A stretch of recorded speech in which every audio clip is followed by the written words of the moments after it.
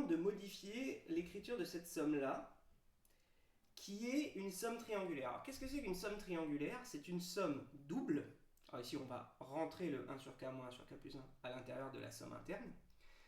Et c'est une somme double où la somme interne a une borne qui s'exprime à l'aide de l'indice de la somme externe. Donc là, ce que j'écris d'abord, c'est la somme externe, et ensuite je vais écrire la somme interne. Et là, l'indice de ma somme interne va de 1 jusqu'à k, et k, c'est l'indice de ma somme externe. D'où somme triangulaire.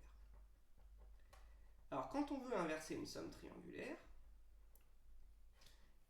il faut savoir que c'est toujours la somme interne qui va porter la dépendance entre les deux indices. Là, ce qu'il faut se demander, c'est les deux indices, ils peuvent aller de quoi à quoi? De 1 jusqu'à n. K va de 1 à n et I va de 1 à k, qui va lui-même jusqu'à n. Donc en fait, on a les deux indices entre 1 et n. Mais comment ils sont ces indices? Eh bien, I est plus petit que k, puisqu'il va de 1 à k. Donc on peut réécrire la dépendance entre les deux indices comme ça. Je vais permuter les deux sommes. Parce que c'est quasiment toujours ce qu'il faut faire quand on veut modifier une somme triangulaire. C'est permuter les deux sommes et voir si ça fait avancer mon calcul. Ici, en fait, quand k sera l'indice de la somme interne, j'aurai probablement un calcul télescopique. Mais on n'en est pas. Pour l'instant, il faut permuter les sommes. Alors, I va de 1 à n maximum. Rappelez-vous que c'est sur la somme interne que la dépendance des indices va être visible. Et maintenant ici, I étant fixé, k va de I jusqu'à n. Et le terme sommé ne change pas.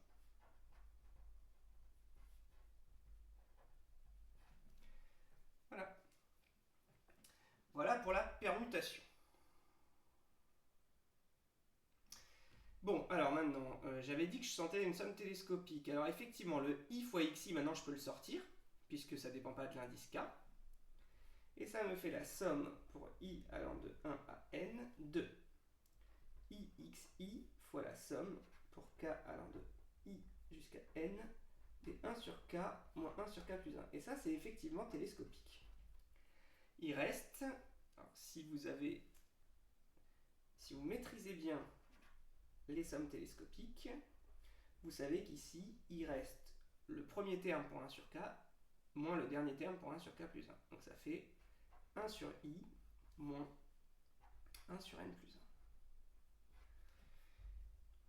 1. Alors, est-ce que c'est ce que je veux obtenir? Presque, il suffit ensuite de distribuer le I ici et j'aurai terminé.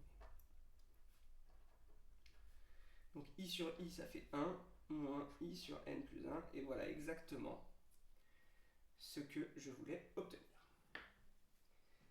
Le barème ici, je vais peut-être mentionner ici que je fais un télescopage pour rendre mon calcul plus facile à suivre.